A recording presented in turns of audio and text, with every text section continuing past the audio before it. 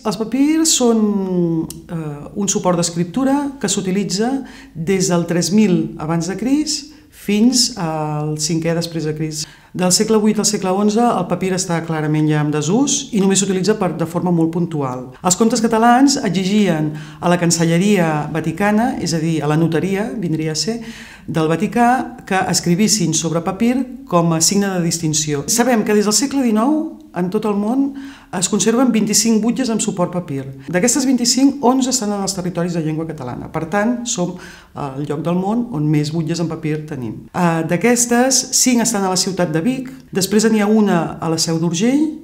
Aquesta és molt important perquè és el document fundacional de l'actual Principat d'Andorra. Després en tenim una altra a la Biblioteca de Perpinyà, que aquesta és molt bonica perquè Verdaguer és amb el que s'inspira el seu poema Canigó. Després en tenim dues a l'Arxiu Reial de Barcelona, el que ara li diuen l'Arxiu de la Corona d'Aragó. D'aquestes dues, una és molt important perquè és l'acte fundacional del municipi de Sant Cugat, i en tenim una altra que va desaparèixer, es va donar per cremada durant la crema de l'Arxiu de Ripoll i sobtadament va aparèixer a París, a la Biblioteca Nacional de París. I també tenim dues a la Catedral de Girona, que són les més antigues, del 892.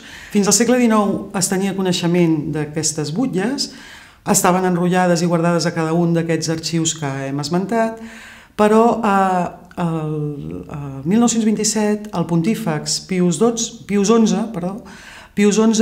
que és de professió bibliotecari i arxiver, té un gran amic seu, també clergue alemany, un tal Paraquer, que vol editar-les i li demana de reunir-les totes, les 25 de tot el món, a l'Arxiu Vaticà per primer restaurar-les i després poder-les editar. Aleshores, Pius XI es posa en contacte amb el rei Borbó, Alfons XIII, designa Rubió, noucentista, director de la Biblioteca de Catalunya, perquè li faci de contacte, perquè clar, són propietat privada de les esglésies diverses. Rubió les recull totes al juny del 1927 i les concentra a la Catedral de Barcelona. Ell no es mou en cap moment, no surt de la Catedral de Barcelona fins que no les porten al tren. Ell mateix s'encarrega de construir unes caixes de fusta per tal de traslladar-les a Roma.